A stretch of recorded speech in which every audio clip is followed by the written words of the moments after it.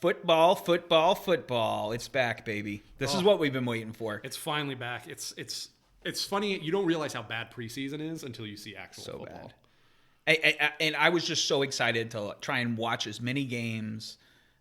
Flipping through DirecTV. Yeah. Everybody, other people will watch Red Zone. It's pretty good.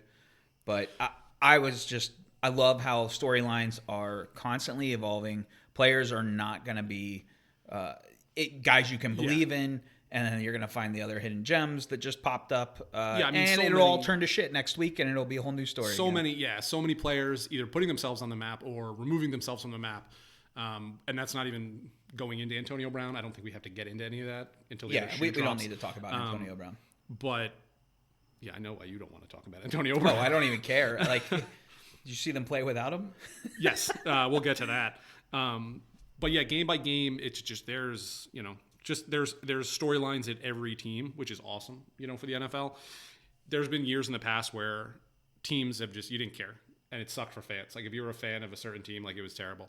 But even teams this year that I felt were going to be like that, specifically, one example would be the Bengals. I thought the Bengals were just going to be. I thought they were going to be hot garbage. They were going to be hot garbage. And I'm actually neutral. Nothing about them is good or bad. It's just a year where, as a Bengals fan, you just be like, we're in neutral and we're not good, so I have nothing to look forward to. They were so much better than I thought they were going to be. Yeah. The only team that, unfortunately, there's a lot of fans around here, the Giants were rough. That's the best thing about being in the New York area. The one thing I know I look forward to every Monday is if the Giants and the Jets both lost, how miserable the sports talk radio is. They've evolved to a point now where normally they're going to complain about everything they need to change. But now it's gotten to the point where they're just like, okay, we're so bad. We're not even going to talk about it. We're going to talk about some other things to try and just we need to avoid this so we don't feel as bad about our teams anymore. And what's funny about that too is the concept that the things they bitch about weren't the stories. Eli was fine for the Giants. Yeah. Their defense was just trash. Oh my gosh. And the Jets actually weren't just crushed. They had a lead and they just blew a huge lead. So it's funny to look at it and go all the stuff you want to talk about, how the Jets are still bad and how Eli is costing the Giants. No, that's not what happened. There's all new problems for you guys. Just awesome. Yeah. And you being a Dallas fan, Trev being an Eagles fan, you guys get to enjoy your division. I mean, it's going to come down to Cowboys and Eagles.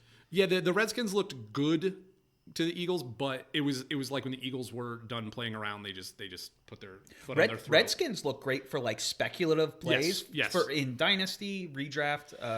They have a ton of questions where you look at them and with what they put on the field, I would actually be happy if I was a Redskins fan, but you're a year or two out because you're going to need to wait for the quarterback to come around and the running back situation is it's comical. Your Bryce Love pick looks like it might evolve next year. Which is hilarious because I have so much invested in the Redskins backfield. Ugh. But even the other people who have the other part of it, I have 2 of 3 parts. I have Adrian Peterson and Bryce Love.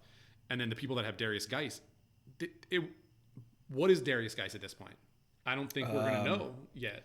People should be trying to deal him off and get whatever value they can right now. And if you look at it, I would look at it. If you look at it from a locker room perspective, I don't know if you saw the story when Adrian Peterson didn't dress. Apparently, that rubbed a ton of the players the wrong way, and none of them expected it because they said in camp he was the best back in camp, and then he doesn't even dress for the game. So they've got some stuff to work out in that backfield in terms of quarterback and running back. Like I said, Bryce Love, we're hoping comes on pretty strong eventually, but for a team that has got those issues, I'd be fairly happy. I mean, they took the Eagles right down to the end. So, but there was a ton of good games starting on Thursday night. Yeah, let's start with Thursday.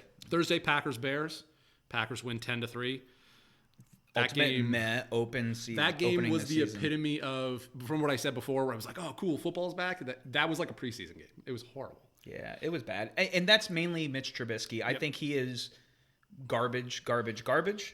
Cannot throw. And it's funny because you were super high on him. He's a notch below Baker. Yeah. And you were super high on him when he came out, and you liked I liked his what he value. Was potential. I liked his value. You liked what his potential was. But my big notes on that game was Trubisky just a big disappointment. Like in that second to third year, you're looking for your quarterback to take that massive leap forward, and that was it. And let's preface all this with we're being super reactionary. Oh yeah. But looking at just with the eye test, it was bad. He was super inaccurate. He was just the play calling. That was the other note I had. The play calling didn't help him. The play calling was terrible. Play calling was so I think that partially comes on Mitch because they're trying to work out their new running backs and stuff.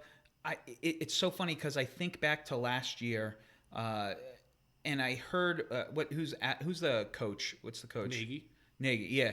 And I remember hearing him like talking at the beginning of the season, like there were certain words he was using where he could have been shopping around Mitch, and so it's like you didn't see a lot of faith, and it's just one of those things that you flash out from last year. You're like, holy crap, he might not actually be believing in him, and we're gonna find out whether he believes in him this year. And it's weird though because you're right, like that commentary was there, and then after last year when you get to where they got to it, the kicker kind of cost them.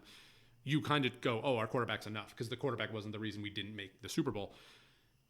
But you do say those things, and then he throws the ball 46 times, and they run the ball less than 20, and you're just looking at it and you're going, like, I get that Mitch didn't look good, but if he didn't look good, why aren't this is the same storylines we had with the Super Bowl? If he doesn't look good, why aren't we helping him with play action? Yeah. This game is not a blowout. It was never more than a 7-point game. They were up by 3 at one point. Like, the play calling was bad. Mitch looked bad. I mean, the defenses, both those defenses look really good. Yeah, so like fantasy-wise, the two relevant points to take from the Bears were Allen Robinson and the Bears D. Yeah, unfortunately, Treb's not here, but he sung Allen Robinson's praise for a long time, and he was super right.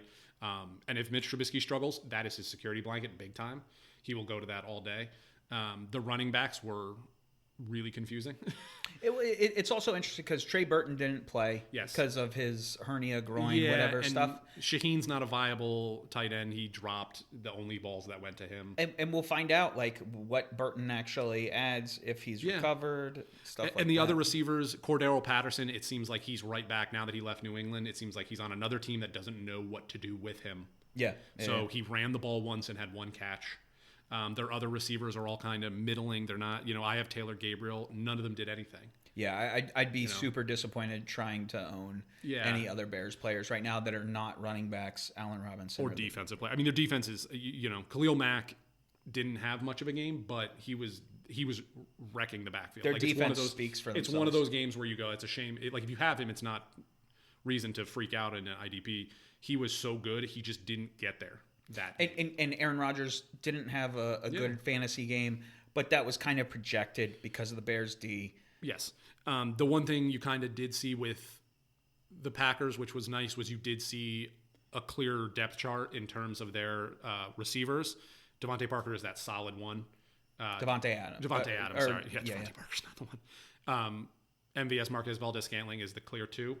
And then, then Geronimo Allison is the clear 3. So it's a little bit more clear there. They didn't play well. They didn't play well either. Aaron Rodgers didn't play well, and that defense is good, but he didn't play well. He even said it after the game. That I'm waiting to see what the next couple weeks shows us with Aaron Rodgers. And it was one of those things too where so many people were singing the praises, and I know Treb would if he was here.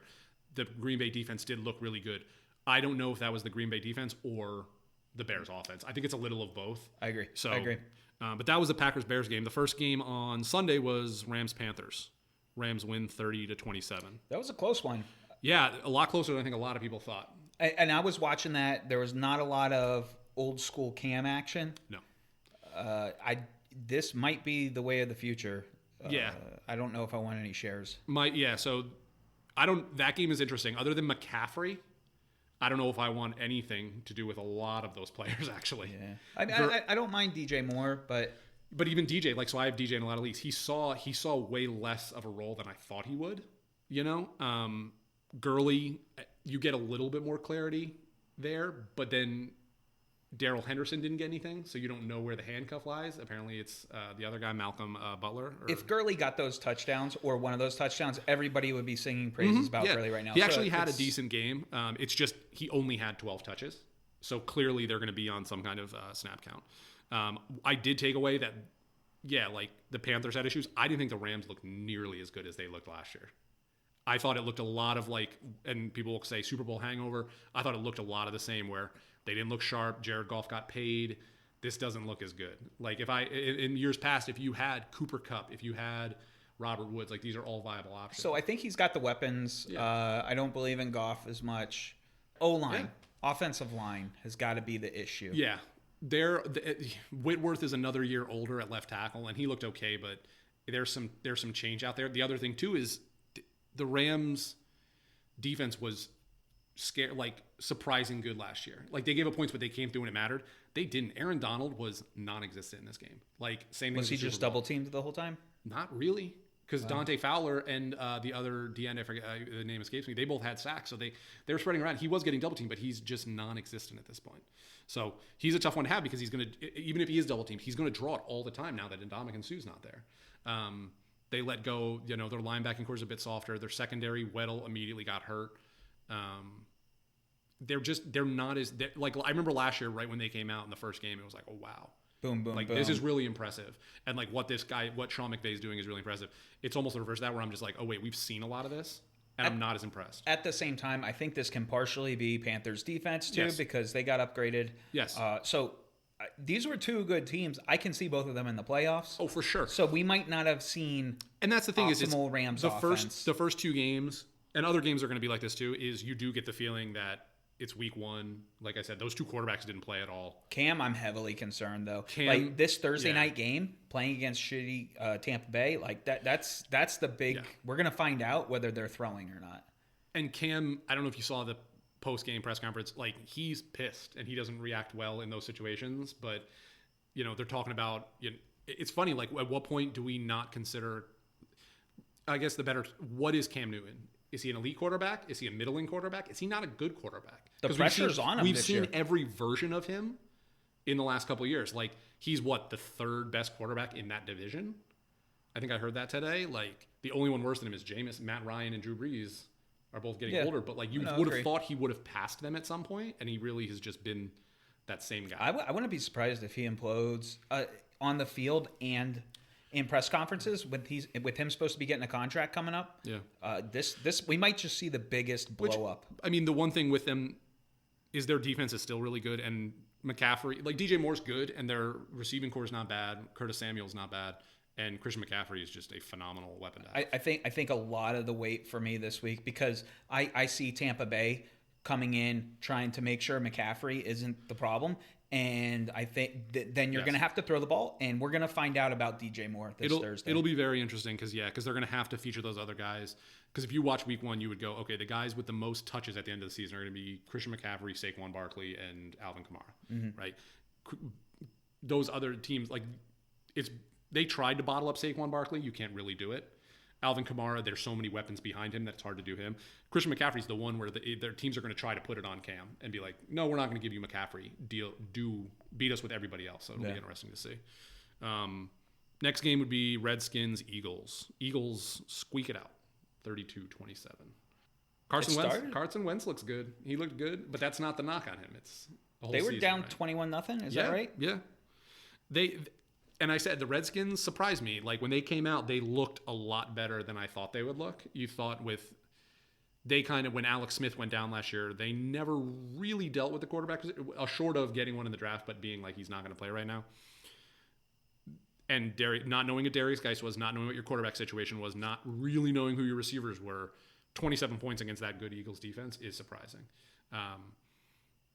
The Redskins, but there's not a whole lot fantasy-wise to talk about there, especially with Geis going down. The one thing with the backfield there with Geis, Peterson, and Love, like I said, even with Peterson now, like I don't know what he's worth, but Darius Geis, at what point is it? I put a lot of the value on Chris Thompson and Terry McLaurin. They're going to be playing from behind a lot. Yes, that's so. So those are the two targets that if I am playing Washington players, and if Jordan Reed miraculously is not concussed for the rest of his life, and can make a couple catches and get some fantasy points, maybe. But I can see people going to AP. But I have a hard time believing these guys are going to be playing from ahead a lot. Yeah, and just I mean when a guy's inactive, you only can prioritize him so much, This is a big question mark for the Eagles, though. Not so much on the Redskins. The Redskins should actually kind of hang their hat on this game about like, okay, we're better than where we thought we should have been. The Eagles, it's why is this occurring right now? Yeah, I mean, 32 points is awesome, and like I said, Wentz looked great. Deshaun Jackson comes back to Philly, looks awesome. But that defense doesn't look like the defense from the last 3 years. They don't have the depth. A lot of the players they hung on to I don't want to say they're old now, but like they just don't look as imposing as they did. It's 27 by a team without a quarterback. I wouldn't be stoked if I'm an Eagles fan. You won. It's not a big deal. And maybe that's what they do now. Maybe they hang their hat on that offense and be like Carson Wentz. He's healthy for the whole year. Deshaun Watson's going to run past people.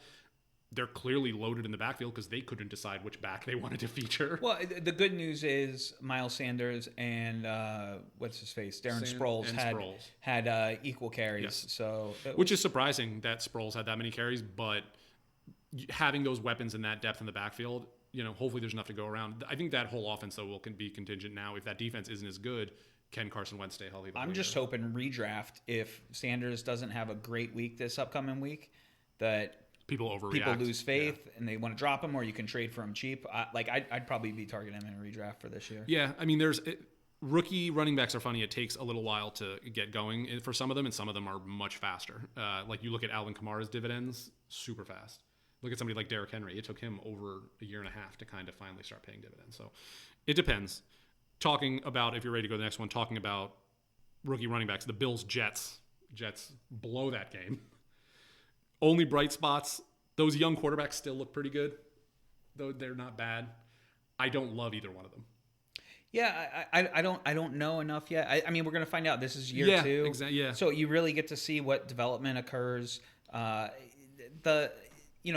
Allen, I'm a big fan of, just because of the arm accuracy needs to get better and stuff. Big time. Yeah. But Buffalo, this is the crazy part being a Pats fan right now. I love all 3 of the quarterbacks in the division outside of Brady, and like I'm cheering for these other teams and Bills especially, like their defense. Bold claims. I mean, everyone knows the Dolphins are hot garbage, and the Jets made the moves that they made. They made splashier moves. Le'Veon Bell, who looked good. C.J. Mosley, who looked good. The Bills building from inside. I think the Bills are the next best team in that division. I think so too. That defense is really good, top to bottom. And like they have really good linebackers. Terrell Edmonds is a very good linebacker. And the offense, if that quarterback's the quarterback, I said it before the season, Devin Singletary, they cut LaShawn McCoy. He looked great. And if he's their guy, get a couple receivers, the offensive line's pretty solid. Those guys are sneaky good picks. And I just think that they're the best team that could contend quickest in that division, I guess. I think another part of this game too is like this seemed like it was a defensive battle. Yes. So there's a lot of fantasy point production that's blinded out of this game where people are going to be like, oh, it was such a control game. These teams are terrible. Well, defenses are really strong, so it makes that happen. There might be some stuff popping up, I mean, the 2 quarterbacks, like we talked with those young quarterbacks, I think people who prioritized those receivers, especially the Jets receivers, when people were talking about Jamison Crowder, Robbie Anderson, I think that was I want to say a mistake, but you're going to have to reap what you sow for a little bit for the season. The Bills, I mean, other than Devin Singletary, I don't think everybody was really high on anybody on there. But their defenses, you do have some playmakers there. C.J. Mosley looked awesome. Like I said, Edmonds looked awesome. So those middle linebackers. And Le'Veon Bell, I was surprised with the contract he got. I knew he was going to be featured, but I didn't know if you were going to get the same one. I liked what I saw out of him. I liked it a lot. I've got him in a league or 2. He looked good. He looked refreshed. He looked fine. So hopefully the Jets will keep riding on him. I mean, their kicker blew the game. So I mean, it's not. They should have won. Kickers. I know. And I wouldn't blame kickers. It's a team game, but they're the most important position on the field. Yeah, I get it. You see it in that game though. They are, because he misses an extra point and they tie. So. I mean, it's the Bills and the Jets. You kind of knew what you were going to get. It was just kind of a funny commentary to be like, the Jets were winning, and all Jets fans were super excited. The big game of the day for me that I was looking forward to was Browns-Titans. I watched a majority of that game relative. I did a little hopping around at times, but that was the main game I was focused on watching. Same. Totally. That was an exciting game for multiple reasons. It's not just because the Browns are the most talked about team. But it felt like you got exactly the opposite of what you were expecting on so many levels. And I think people forget that last year the Titans were a playoff team with injuries that only got better. Okay. The Browns should have got a lot better, though. They were bad. Like bad. They were. I was reminded of that Denny Green speech, who was Delaney Walker said in the locker room afterwards. They were who we thought they were. They're the Browns. they looked terrible. They reverted back to all their worst things, and you forget with a lot of these teams basically what the Titans build a playoff team on: making a good offensive line, solid defense top to bottom. That's why they're as good as they are. That's why the Browns are bad as they are, because they have no offensive line. Browns, there was overhype. Yeah. You have the offensive line not as good as we thought. Defense nowhere near as good as we thought. And Titans are defensively, they might be the maniac #1 defense in the league this year. Yeah, and they're sneaky because there's no one player where like you'd be like for IDP, you'd be like, go get this person. So deep. It reminds me of the Eagles from a couple years ago when they won the Super Bowl, where it's just they're super deep, and they go out and get guys like Cameron Wake with their other DNs, where like Cameron Wake's putting pressure all day. But similar to what the Panthers did with Julius Peppers, Cameron Wake doesn't have to play or practice, so all he has to do is go out and rush the passer. It's a super effective way to use a guy like that who's in his late 30s, but has still got those moves. I mean, I don't think Derrick Henry can continually put up what he has. You know, I think it's only a matter of time before somebody stacks the box and makes Marcus Mariota beat them. But it was impressive. Delaney Walker looked good. The Browns have a lot of good pieces. I think Baker actually responded the best, and he said this was probably good for us to get kind of smacked in the mouth, because I think they thought they were going to be awesome. I think they bought into their own hype. Baker got cute and was doing stuff that he thought he could do and ended up throwing interceptions and just not being able to run away from people. He just played bad. He played really bad the second half. It was like they went in, I said this to you earlier, I felt like they went in with a game plan where they're like, we'll have Kareem Hunt eventually, so we'll run a 2-back system until we get Kareem Hunt. It's like, no, you don't have him yet. Stop running David Hilliard. Just use Nick Chubb. Now, given I'm a Nick Chubb guy and I have him, but it just didn't work for them. Nothing worked. The game did hit a soft part in my heart, though, with David Njoku getting a touchdown. He did. He also almost there was no way I thought he was going to. Did you see the concussion? He got smashed over the middle. Oh, yeah. And I was like, oh, he's done. And I have him in leagues. And I was like, oh, he's going to be done for a couple weeks. He came back in the game right afterwards. So. Gotta love some Njoku. But yeah, I mean, that game was, and the thing I can't be overstated is, yeah, the Browns lost. They got crushed. It was 43-13. They scored on their first drive. Opening drive, they looked beautiful. It was like, oh, here we go, and then they lost the rest of the game 43-6. Like, they got crushed. So, I mean, it seems like everyone's going to have Browns players now because there's so many that people loved. I don't think, you just got to give it time. They got some stuff to figure out. I still like Baker, and I love the way he reacted, because it wasn't like that old college, like, pissed off kid. Like, he reacted like a leader would. So he's still great. I mean, those two receivers, you should be fine. After this game, I'm more interested in just watching Tennessee games. I was so hyped going into this year just to be like, I'm going to watch Cleveland. Love it. I'll still pay attention, but I'm nowhere near the level of hype. Tennessee's hilarious. Tennessee is like New England South from early 2000s.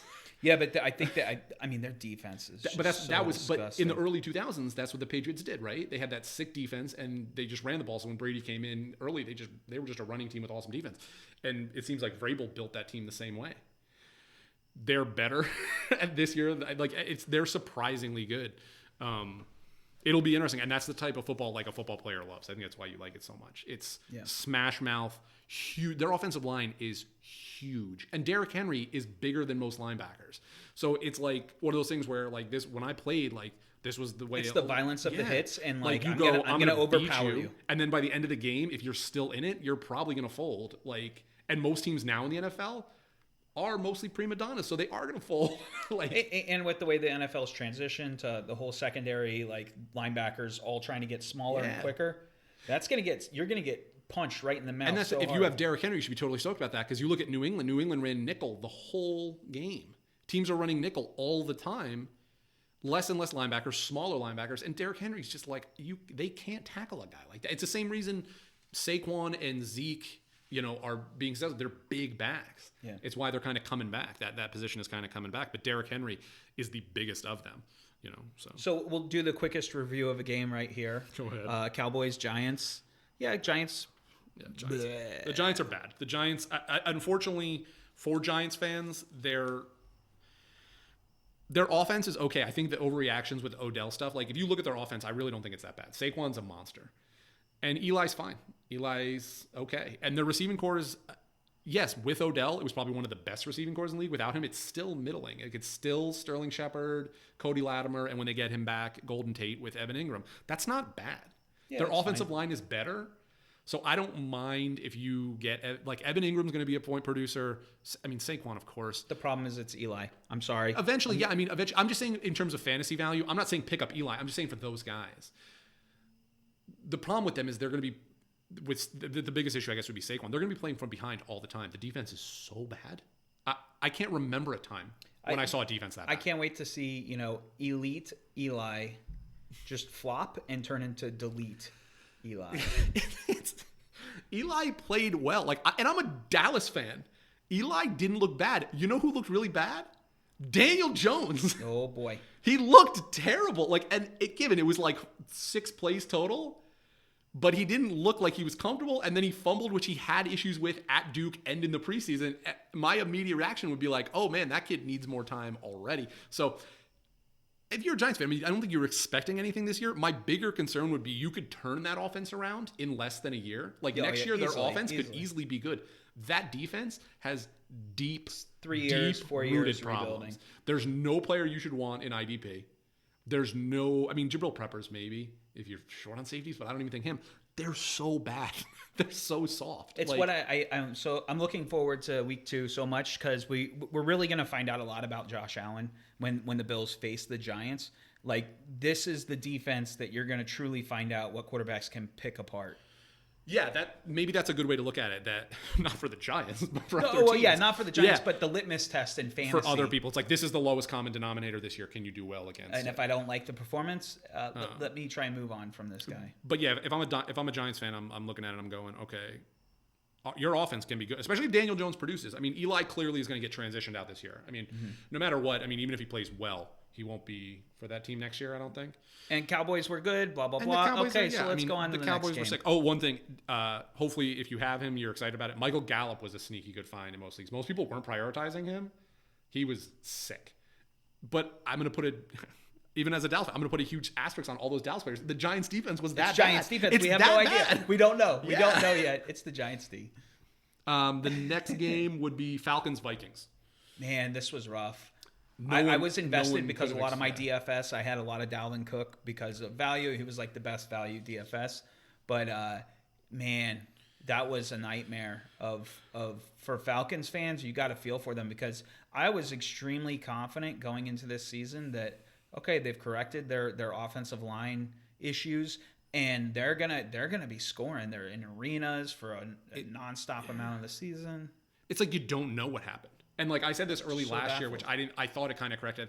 I don't know if Matt Ryan's a little bit older now. He's got so many weapons. I'm trying to figure out where to place that blame because no one looked good. So my immediate thought is Matt Ryan's kind of finally losing a step. Devontae Freeman had 0 fantasy points. Yeah, so Minnesota's defense might be the big factor here. Yeah. That obviously they're good, but they might be better than we think. Devontae Freeman, I can see game script as the game evolves where you're not going to use him as much, but he's a receiving back too. That's so the thing. I think by them not utilizing Freeman as much, the defense has an easier game plan. Yeah, and there's a ton of studs on that Vikings defense. Basically, the entire linebacking core and secondary. Just disgusting. And Dalvin Cook. I was high on Dalvin Cook for the last 3 years. I've been trying to trade you for him since he was at Florida State. But he looks good. Those receivers, Thielen look great. Stephon Diggs looks okay. It's going to be one of those things where those guys are going to get divided touches. Kyle Rudolph was meh, but he's getting a little bit older. Yeah. But their offense, if their defense can hold the Falcons to 12 points, you might see more and more of Dalvin Cook. And also, we can't overrate the offensive performance of fantasy players from Minnesota's side. Because the sample size is so small, Cousins barely threw the ball, and that's what I'm saying. So we Kyle Rudolph could be the surprise redraft tight end pickup. Just watch if they can hold. Short of if the Falcons just have something to figure out, if they can hold teams like that, I don't know why you wouldn't just see more and more Dalvin Cook and underneath routes to Adam Thielen though. That's the one thing. But that should benefit Kyle Rudolph too. But yeah, Vikings look good.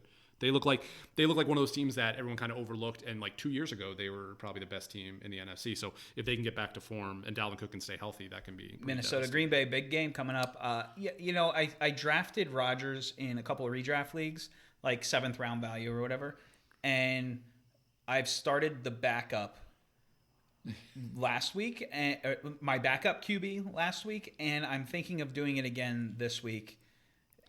It's crazy how It was weird in drafts, especially redraft, where quarterbacks were going though this year. I felt like I saw that in multiple places where I was like, I'm pretty sure that person's going to start their backup. Like people were taking Matt Ryan ahead of people like Russell Wilson. Like, you know what I mean? And I was just like, not given time, probably proved that this week at least proved it right. But you know, Kyler Murray was getting higher and higher, but you could still get him later. I mean, Cam, before the season started, you would have thought Cam would have been good. He was going pretty late. So it's weird. Yeah. It's interesting to see where people, I think a lot, like even Dak, like looking at the Giants game or the Giants Cowboys game, is Dak Prescott going to be a legitimate fantasy quarterback all year? Like if they throw the ball that much? Effects of the Giants game. I can also see something like Rodgers doesn't have a great fantasy game this week because it's Minnesota. And all of a sudden you're struggling for a QB. Maybe you can make a move for Rodgers coming up in redraft. Yeah, and that really depends on, you know, your league and how much they put into, you know, is it 5 points, 4 points standard league, or is it a quarterback focused league? But yeah, I mean, it's interesting, and there's a lot of young quarterbacks out there now too. You know, especially if you do like what you see out of some of those younger guys, you can take a runner on one of those guys from the Bills-Jets game. Sell Dak now. Guy's not worth even to $30 million. One of the things that cracked me up was everyone's like, "Oh man, now this deal has to get done." I'm like, "Really? You're going to pay this guy after he had the greatest game of his life?" I'm like, "It'd be the worst negotiations of all time. You got to let him cool off." I can't wait for the Dallas to shoot themselves in the foot again somehow with contracts. It would be impressive at this point because they have everyone signed. The only thing they can't do is sign Amari Cooper. Sign Amari, probably. If they sign Amari, you're in trouble. But here's the thing. If they sign Amari, they're going to keep Byron Jones. My only worry is that if they take Dak, they might have to lose both of the other pieces. Their cap is in surprisingly good space, and they have a lot of guys. The whole thing is they're all in this year, which is great. Going off on a tangent, but there's guys they can part with next year if they need that cap space. They are still overpaying a bunch of guys. So like Sean Lee's still there, and it was great that he restructured, but he's still $7 million against the cap. He's gone. So like if you move on from someone like him, as well as say like David Heath in the secondary, who's $2 million against the cap and is a liability.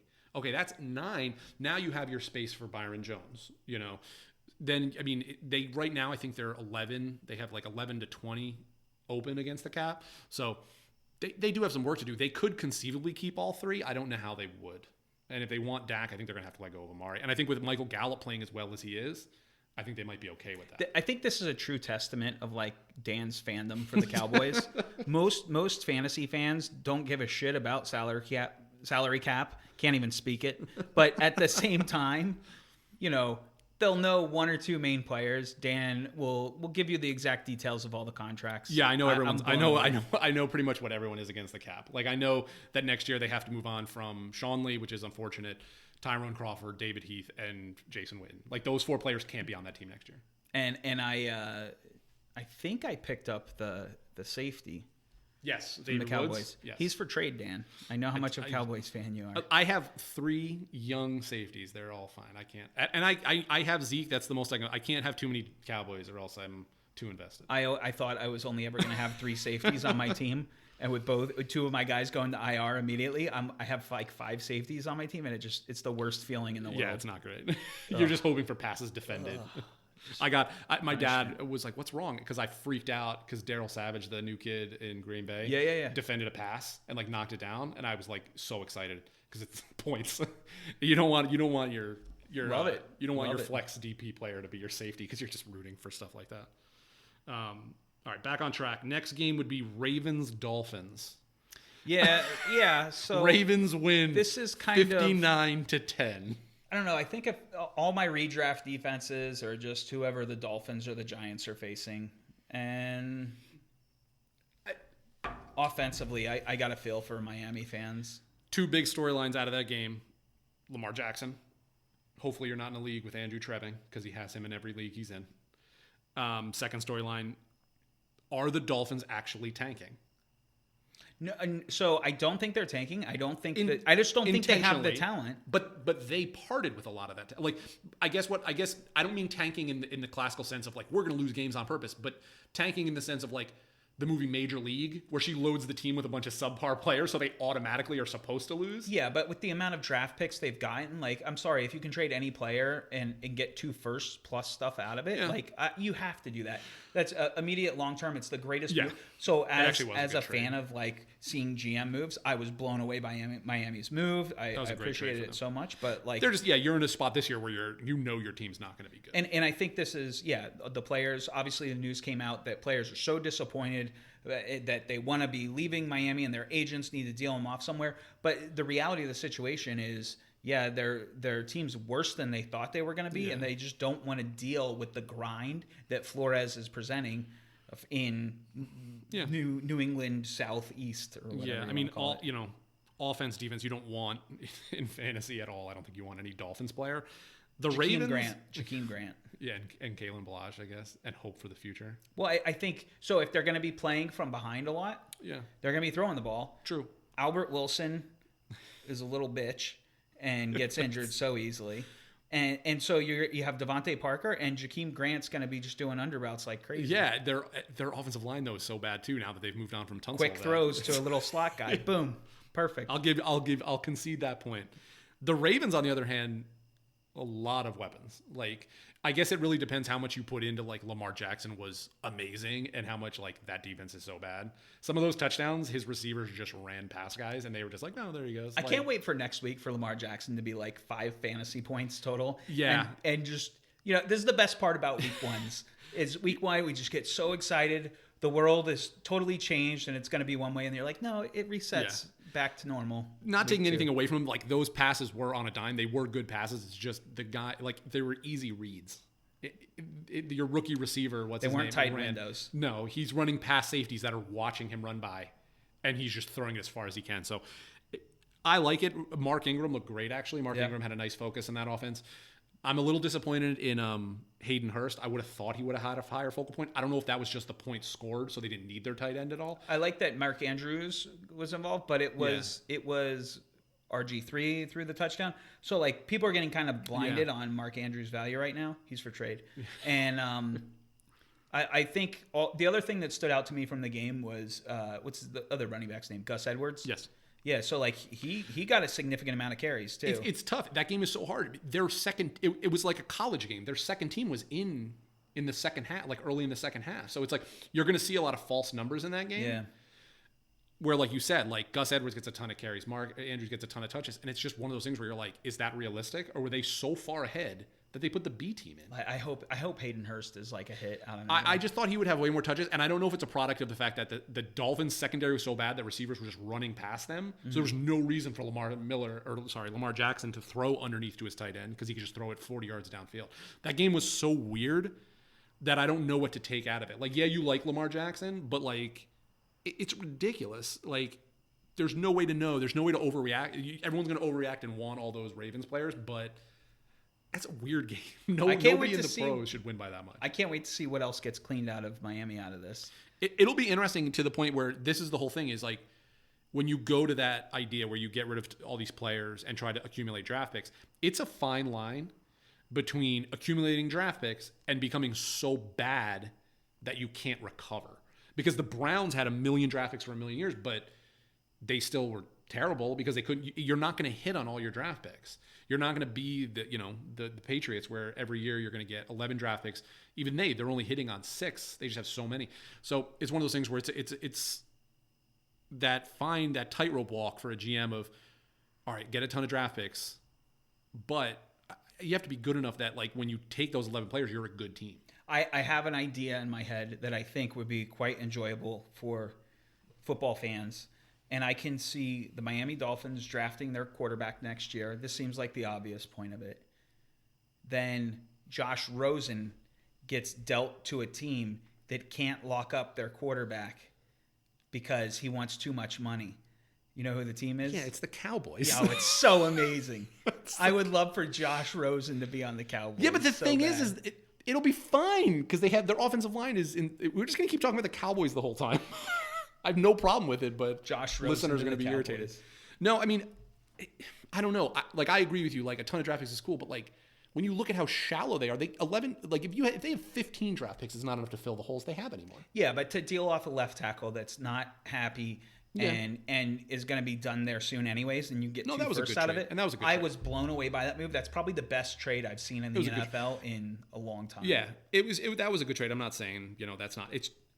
You just worry about getting into that Browns territory where you're so bad it takes multiple years to recover. It's not one draft.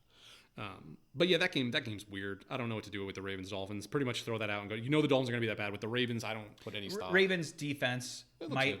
There might be a situation where Miami's offense is slightly better than we're giving it credit. Not saying it's good, but it might be slightly better. And Baltimore's defense might be just so freakish. Baltimore's defense is good. I was, This could also just be Miami's defense is little disappointed in Earl Thomas, but some of those young guys up front for the Ravens look really good. Yeah, Miami's defense could be Giants Southeast. Yeah. They'll be competing for worst defense in the league. It'll be an impressive competition. The next game on our docket is the Chiefs and the Jaguars. Some interesting storylines here. I like when a player does a no-look touchdown pass and misses it and completely misses them and doesn't get enough shit. Yeah. Because that is like, if they didn't win 40 to 26, he's the face of the league now. They want him to try to do stuff like that, and even that team. Yeah, I mean, he's crazy. Trying to throw a no-look pass and missed him by a ton. Stupid. It is so stupid. It's that kind of thing. Like, I'll play the devil's advocate here. Like, that kind of thing, it is good because when it's a strategy, like the one he threw last year, from strategy's perspective, it was a good thing. You look off a defender, and while you're looking off, you do it. That one was fancy to be fancy, and it didn't work. Yeah, and if you can't execute it, you don't fucking do it. So it means shit. Agreed. The other thing is, they're destroying them. Sammy Watkins has like 3 touchdowns at that point. Yeah, I mean, the Chiefs, out of all the teams going in that I was like, how are they going to look? They were good last year. They looked great. Yeah. They looked better than last year. They looked and that's even losing Kareem Hunt, like Shady looked good. Him and Damon Williams as a couple looked good. The receiving corps, given Tyreek Hill is going to be out for a bit, but Sammy Watkins looked great. And and Mecole Hardman, they talked about getting him more of those Tyreek touches. There's nothing, and their defense looked much better. Like, I still don't think their defense is quite there, but just from if I looked at all the games this week and went who are the best teams in the league? Super early, pick your best teams. Kansas City's in there. Kansas City and the Patriots are the 2 AFC slam dunks. championships. Yeah. The Jags, I didn't think looked that bad. I was excited for them this year. The defense, obviously, I love the Jacksonville defense. The whole Foles scenario sucks, but Minshew looked pretty good when he came in. Yeah, I mean, that's one of the understated things of the weekend was he's 22 for 25 for over 230 yards and a touchdown with no interceptions, and he looked sharp. He looked accurate, which if you're a young quarterback, that's the best you can, Forget what happens with the game. Going in, being thrown into that scenario, just how you respond is so promising that I think I value that more than a quarterback who... Here's the thing, too, is this is super insider baseball. The Jags cap is atrocious. It's so bad. Next year, they won't be able to retain multiple players. So if they can move on from Foles this quickly, it might not be that bad a thing because he's like $26 million against their cap. So if they can move on from him and keep their rookie quarterback, if he's okay, I mean, that should be your offense anyway, right? Like, it should be Fournette running the ball, and if you need to throw, that was how they won. It was just that Bortles couldn't get it done when they finally needed him to throw the ball. Bortles couldn't do it. So you would hope that if Minshew was that good, but he looked good. Like, he looked substantial. I mean, their secondary, DJ Chark, looked good. Like, he was draft pick 2 years ago. I think everyone forgot about him other than Markov, who has him. Yeah. And he started him, I think, look at Markov getting all the luckies. When he came out, everyone was super high on him, big body receiver, and then he just did nothing. And was it maybe just because Bortles stunk? Because he looked really good. Marquise Lee got no touches. He's still coming back from the torn ACL from last year. Fournette looked good. They didn't run the ball nearly enough because they got behind so quickly that they didn't have an option but to throw the ball. And the Jags defense is great. It's great. Yeah. It's still, Jalen Ramsey is the best cornerback in the league. The other side of this might be also, even with the adjustments on Kansas City's defense, Kansas City's defense might still be garbage. Yeah, I think it's one of those things where I don't think they wanted that defense to be anything better than good enough to get their offense over the hill. 26 points from the Jaguars isn't a great sign. Yeah. Especially with a backup quarterback in and a bunch of receivers that everyone forgot about. But you still have some studs there where, Tyrann Mathieu, those DNs that they added, I think they'll be okay. And I think it'll be enough this year potentially to get them over the hill. Nope, they're not getting over the hill this year. I think the biggest thing, let's get you're a Patriots fan. The biggest thing last year was their defense coordinator was terrible. He was awful. Like that, part of why their defense was so bad last year was their play calling was atrocious. Yeah, and their players. Eric Berry not on a team. Did you know that? Still? He is a free agent. That makes no sense. He should go to the the Cowboys. Yeah, that's back to the team Cowboys. He should go to. But that's crazy, right? That it's too much of this ownership needing to make political statements. Crap. So it's one of those things where it'll be interesting. The Chiefs are going to be one of those storylines where everyone's going to pay attention. The biggest thing for them were the injuries because Tyreek Hill, that collarbone is in rough shape, and Patrick Mahomes, that looked rough. I texted you guys at the time. I was very concerned. Well, I think very concerned is an understatement.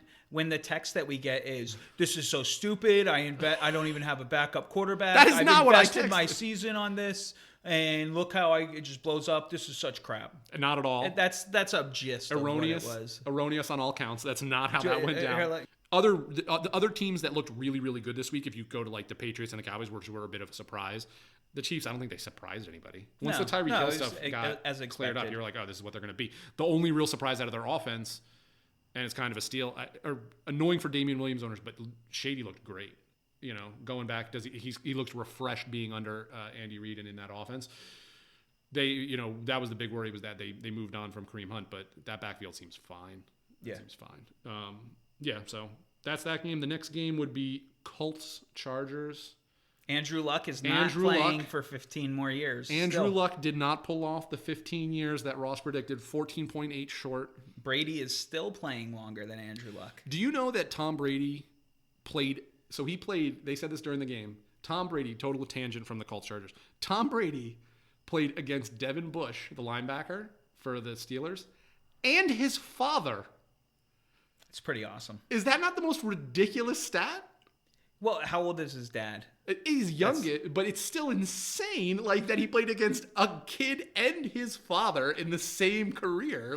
And the best part of this too is he will play against Devin Bush's son as well. All right, back to Colts-Chargers. So that will be miserable for NFL fans. Chargers won. Chargers, yeah. 20 more years. We'll get. Listen, years. We're gonna have plenty to talk about in that game. The Chargers win. They saved me in my survivor pool. But the Colts didn't look bad. No, they actually looked good. T.Y. Hilton was amazing. Marlon Mack was amazing. It's one of those things where you're reminded where if you build your team correctly, you're gonna, as long as your quarterback is serviceable, because Jacoby Brett's serviceable, you're gonna be okay. I mean, I don't think they'll be great this year, but the Chargers are one of the best teams in the AFC, and they were right there the whole game. Phillip Rivers' throwing motion, though, it just gets slower and slower. This is like it's feeling almost Tebow-esque, like Peyton Manning in the later years towards the end, where you just see it slowing down so much. You're like, you're done. Yeah, you're done real soon. Get out of here. The one thing with the Chargers going forward is the Melvin Gordon thing aside. We were talking about it a bit. It seems like week 6 is when he has to come back, and he has no bargaining chips left on the table. So he's pretty much just got to wait or come back because Austin Eckler makes him. Well, look he can like thank less Austin value. Eckler for costing him so much. Yeah, money. Austin Eckler looks so good. He looked great. There's no way. Definitely worth more than a 4th round pick. Yes, that's a rough trade for anybody who did that. But yeah, Austin Eckler, huge, especially in a lot of redraft leagues. He probably isn't available, but I mean, a lot of people were still prioritizing Gordon when those drafts happened. And Hunter Henry's down now. Yeah, he's out for a while. Mike Williams is down. So Henry's out. Mike Williams might not be. Yeah, out. The Chargers defense though looked great. A lot of those, curious about the linebacking core. Yeah, the linebacking core still, but Bosa looked better and better, and I'm not a huge Bosa family guy, but he looked better. Hopefully he can stay healthy the whole year. And they didn't even have Derwin James because Derwin James is still hurt. So their defense will only get better. So that defense is great. I mean, the offense, like you said, Phillip Rivers is going to, hopefully he's still got enough left in the tank. Melvin Gordon, that situation will continue to resolve. I feel for Melvin Gordon, but I mean, he's made his bed. I feel bad that in the sense that running backs are not a priority. I don't feel bad in the sense that for whatever reason he believes himself to be a top 4 running back in the league. I don't know who told him that or who's telling him that. He should have just taken, when they offered him $10 million, he should have taken it and run. Now Austin Eckler makes him look like similar to the James Conner thing last year, where Le'Veon Bell goes, "Oh, hold out," and then they put anybody in, and he looks just as good. What's the awkward landing spot for Melvin Gordon next year if he's not with the Chargers? The Dolphins. Oh, that's so bad. Right? Like, because they're going to have a massive amount of cap space and no extra talent, and all their players are going to be rookies. Ugh. And they're just going to be like, oh, like he'll be serviceable and we'll take him, but he's not going to be able to do anything. Yeah, that's bad. The only other one that you can think of that would be much better would be the Texans now. But they might not have the cap space now that they made all those trades. Yeah. But those would be like, if he wants to get the money again, like if he wants to make a run at the money, like the Dolphins are going to be the only ones that are going to overpay him just because they're going to have so much cap space that they'll be like, sure, we'll pay you that. Houston's going to probably want to shore up any issues they have, so they're probably not. They're probably the best he's going to do. I mean, this is just opinion based stuff, and this is, now we're talking contracts. But I mean, like, there's no way he makes 10 now. Like he had. Well, no. Then he's going to spike contract Chargers and go to the Chiefs. Yeah, I mean, he might. I mean, like I said, that situation sucks, and like, there is something to be said for like holding out. Like I think you look at some of these other guys, like Julio, but you got to before the season starts, you got to get the deal done. Like everything that it's shown for the players until the new CBA is done, Zeke, Julio, all the guys that got good contracts, that it got done before the first game. Yeah, but they're also freakish superstars. I know, but that's what. Yeah, and then you get to the other idea that these other guys are overvaluing themselves. But I mean, Le'Veon Bell was a freakish superstar. But once you get into the season, the team is going to go, we're now in game mode. We don't want to deal. Like we'll do this later. And now you're just kind of like. That was the whole thing with Melvin Gordon, was that the Chargers are now like, all right, well, we're on to the Colts. We'll deal with you later. And he's like, no. Like, I still want to get this done. And they're like, our priority is no longer you. Mm-hmm. Like, our camp is over. Our priority is dealing with the Colts. So he wants to get it done, but I just don't think they care now. Like, I don't think they care. Like, that was why they were like, go on, try to find a trade partner. And no one's willing to trade for you because everyone else is in the same position the Chargers in. We're now in the season. We're dealing with the opponents we have in front of us. We don't want to be making these moves in the season. So stinks for him, but we'll see if he reports by week 6 to just get paid. He kind of has to. He's on his rookie contract. Yeah, he hasn't made enough money to hold out. Got like 2 years on it, right? This is the last year. This is the last year. No, I thought this was the second to last year. No, 6.5 this year, and then he's done. He's the same class as Gurley. Oh, okay. Oh, it was Elliott who was 2 years early. Okay, yeah. So, but I mean, just from his perspective, like he doesn't like. It's kind of ridiculous. When Le'Veon Bell held out, for instance, Le'Veon Bell had a huge contract, right? Even Julio, like if Julio wanted to hold out, like Julio Jones has plenty of money. From Melvin Gordon's perspective, he's on his rookie contract, and it was backloaded. It's backloaded to this year, which is 6.5. He doesn't have the money to hold out. Yeah, he can't void $13 million. So, Bengals Seahawks. The Seahawks eke out the Bengals 21-20. Tyler Lockett efficiency. All right, I'll give you your Tyler Lockett efficiency and raise you that DK Metcalf is bigger than any defender. I 100% agree. It's just so funny, like, we want to claim statistics, and it's so good, and then you're like, nobody's happy to have Tyler Lockett right now. Yeah, watching the game, like, I'm super excited because it's pretty. If you don't watch the Seahawks game, it's pretty funny to watch the Seahawks games because DK Metcalf is so big, and Russell was going to DK like as a blanket, and all the hype. Like, and I'm not saying like overstating. Like, he still has some work to do on his route running, but like they're gonna find the right routes for him, and he's so much bigger than anybody covering him. The one he caught, the 42-yarder down the sideline. The cornerback wasn't in bad position. There was just nothing he could do about it because there's no way he can get his arms around him to defend the ball. So as long as Russell Wilson's accurate, I mean, the sky's the limit there for that combo. DK also has to stay healthy. Like, he's talking all about how he recovered super fast. And I'm like, that's great. Stay healthy long term. One other note, we didn't talk about it a lot. The Titans-Browns game, just we had so much to say. A.J. Brown, the other Ole Miss, he looked awesome in that game. Yeah. Huge prop. He was similar to DK, where he's just like, he looks like a freak over everybody. Yeah. He's gonna look. He's great. AJ has him. He is clearly going to be their focus receiver. I'm glad he's going to hit for AJ. He's going to clearly be their focus receiver going forward, given they will run the ball a ton, but As long as you have the one receiver there, not the 2 and 3, you should be fine. It's good they have Dion Lewis to run the ball for them. So, okay, piggybacking off that running back comment, everyone that drafted Rashad Penny, are you just totally pissed at this point? Because the Seahawks are just... Well, obviously Chris Carson's really good, but the best part about running backs is it's a coin flip whether you're getting injured. So, yeah. So, I mean, it's not necessarily a coin flip. It's like 30% or 35%, but... It's just crazy, yeah. A lot of people were fading and getting away from Penny way too quick, where like redrafts, he's been dropped. Just go pick him up, put him as your 5th running back stashed on your bench. The one thing you can't overstate, which you always look for from if a team has a really important quarterback, which every team has really important, like a really vocal quarterback or a head coach, how are they talking about the guy? Pete Carroll loves Rashad Penny. He wants him to be better. That's a good thing. It's a run-focused offense, too. Yeah, it's a good thing. I mean, yeah, Russell Wilson, they have Russell Wilson, and he's paid, and they're still running the ball a ton.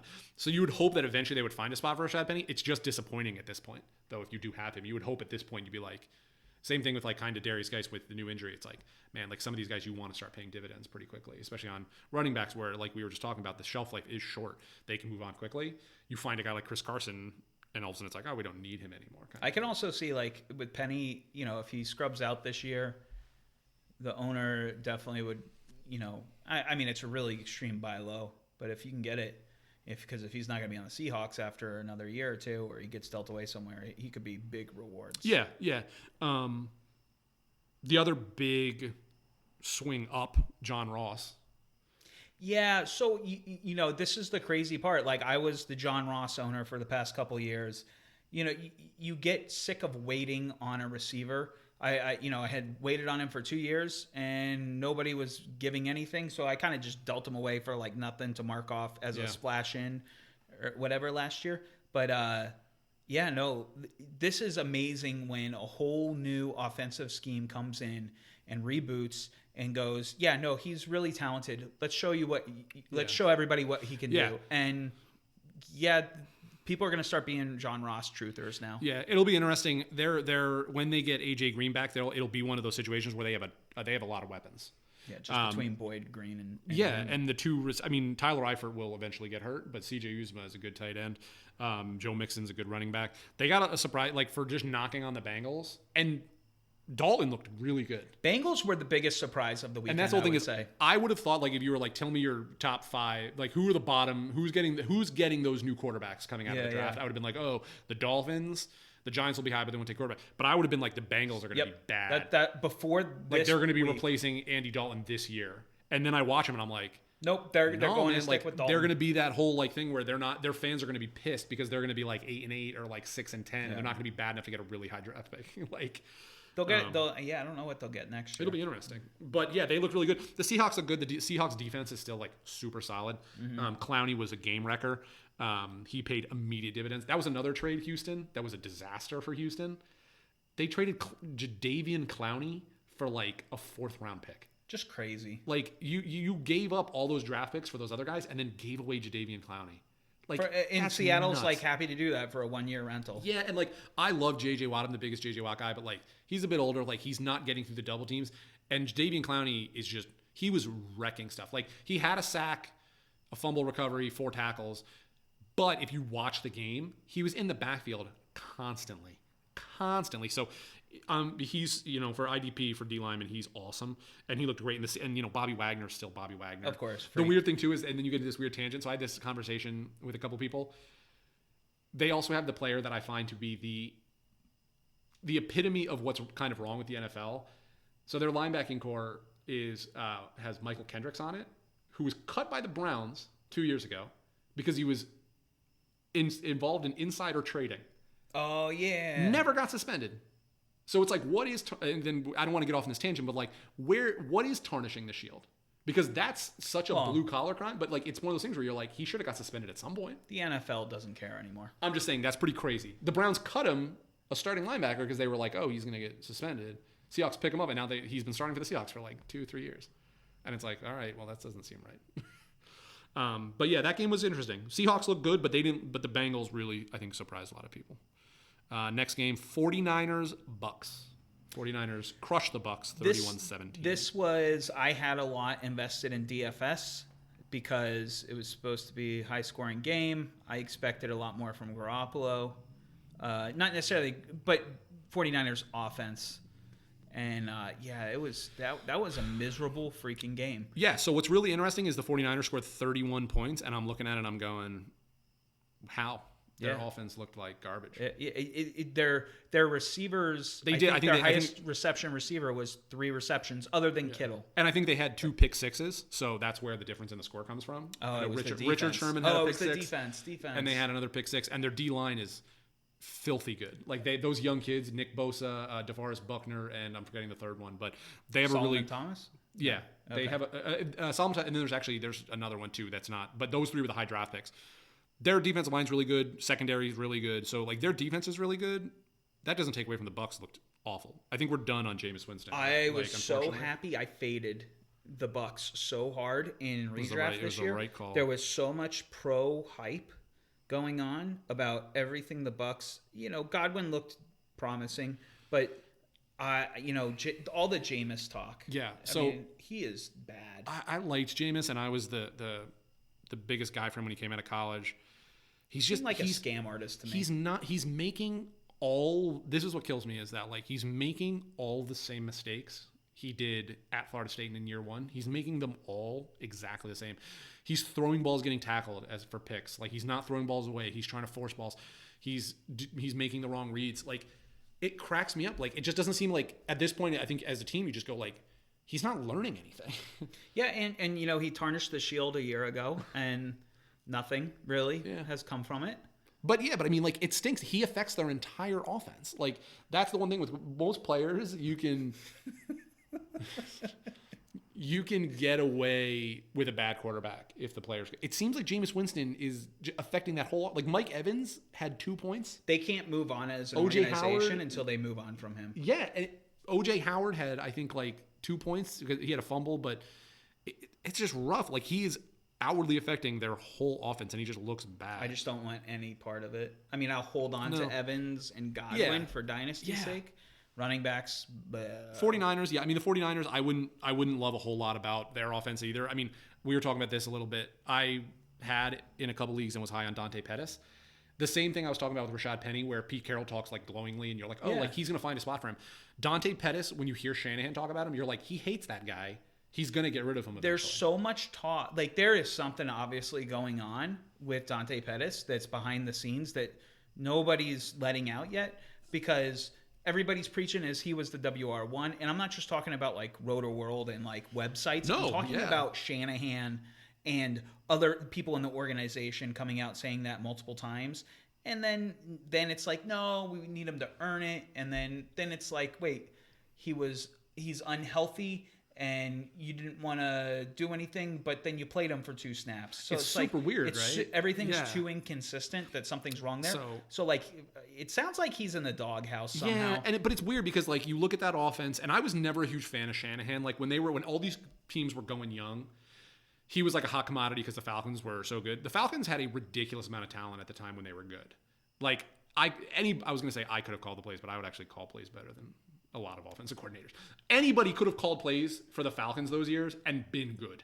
So I was never high on Shanahan. And now I look at that offense and you go, all right, well, like the receiving core, which is, meh, and Dante Pettis is down, and Garoppolo doesn't look nearly as good as pre-injury Garoppolo. Yeah, I just don't get it. Like, something's inconsistent.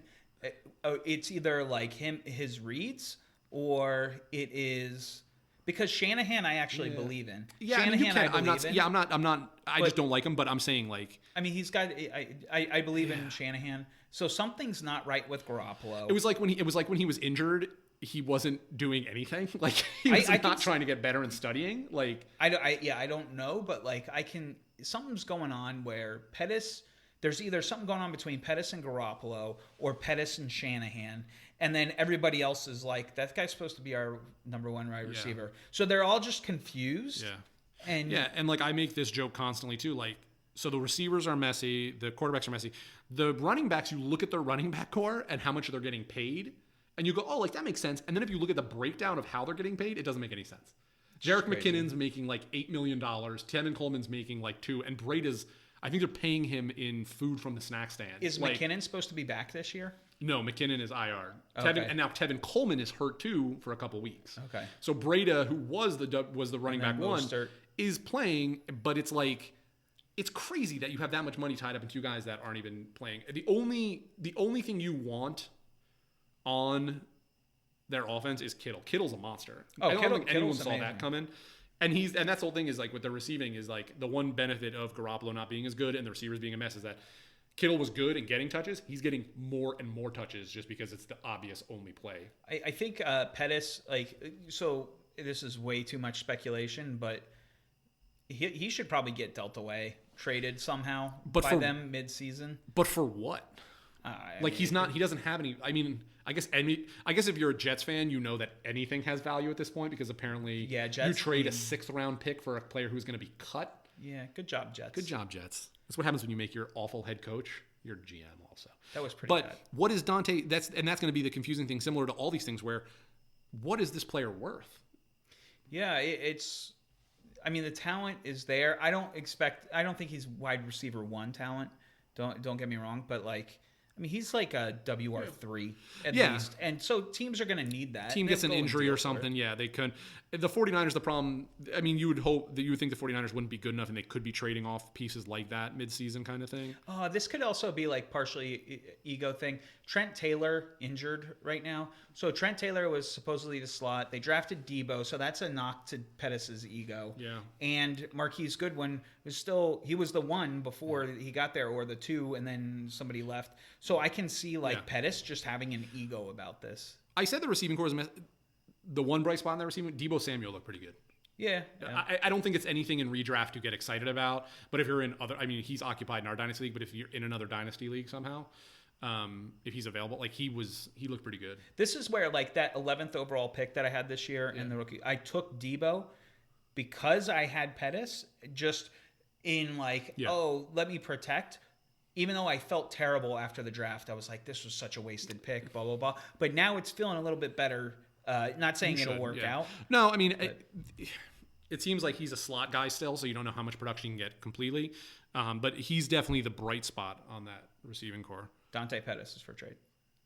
Yeah, you can keep him. Next game of the week, some would say. Lions, Cardinals. Oh, boy. Tie ball game, 27-27. That game was like a comedy show. Jelani Tavai. Jelani Tavai. The Cardinals had the weirdest game I've seen in a long time. It was terribly called. First half, they were legit. I was like, oh, this is awful. Cliff Kingsbury will be back in college in a year. Kyler Murray will be playing baseball. And the Lions, I was like, oh, man, that division is all good. They're all good. Patricia's defense is good. Stafford looks tight. Second half, reverse all those statements. It's crazy. It's just crazy. Detroit looked like they were dominating. It looked like they got tired. It looked like they didn't have any conditioning. The players, from a fantasy perspective, Stafford looked great. Hawkinson and Amendola looked great. Yep. No Kerryon Johnson. Yeah, no real Kenny Golladay. Those were rough. But the Cardinals, everyone was so high on Kyler in the first half. He looked like he shouldn't be on an NFL team. The second half, he didn't look, honestly, I don't think he looked that much better. I think Cliff Kingsbury called a better game. I love Kyler's throw. He has a beautiful release. Yes. It's just not accurate it's not always accurate, and it drifts on him. And here's the thing is he's so small, a ton of batted balls, which was a concern. And he's not fast. He's quick. He was not outrunning people. It looked like he was going to get crushed a couple times. He was not able. It's not going to pan. He was not able to outrun people. So, huge questions on both those teams. I don't know what the Lions did. I like a lot of those players. Their defense is legit. Their defense is good. But their offense just fell off a cliff. I'm super high on Hawkinson and Amendola because they are clearly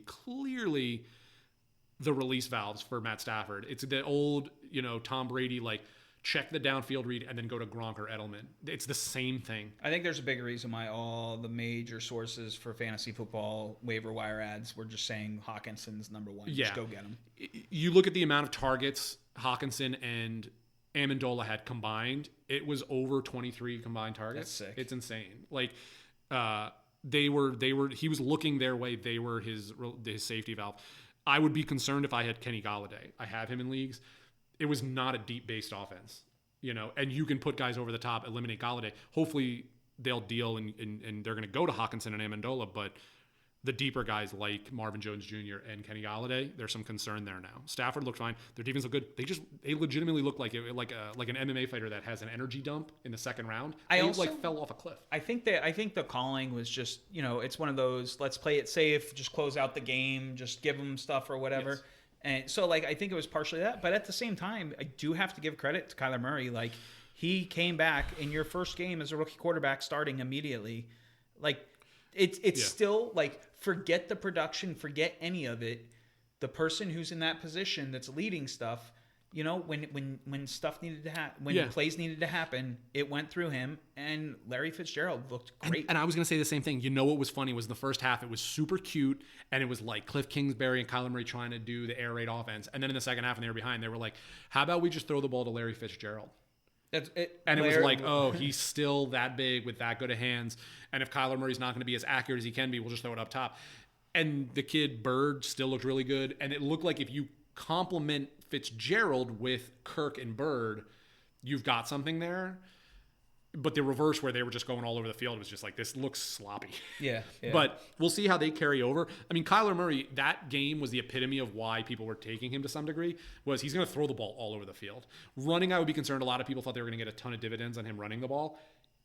From what I watched, that is a college fast. He couldn't, when he was trying to get to the corners, guys like Lamar Jackson, who are that fast, can get to the corners. Yeah.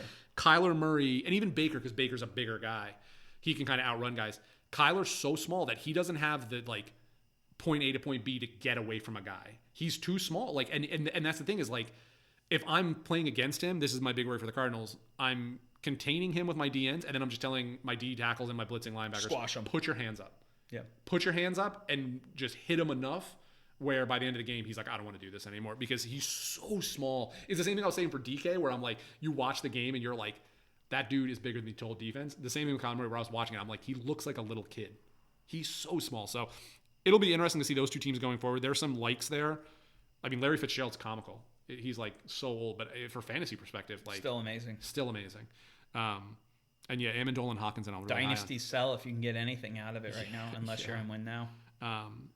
Yeah, if you can find Hawkinson or Amendola, the amount of targets they're going to get, especially in PPRs, are going to pay dividends. I got Amendola in DFS, but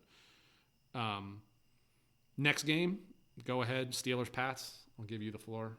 Yeah, I think it's quite amazing to just watch a coach orchestrate a team in such a manner that when you don't have those big personalities on your team, you are a piece of shit team. Yeah, Steelers, you need to get your shit together. I don't know what the hell happened there. Yeah, I think they, for a million years, I don't like either one of these teams. I was raised as a Cowboys fan, and one of the things is they're the Super Bowl. The whole thing is rings. It's like how America's team is the Steelers. Sure, Jim.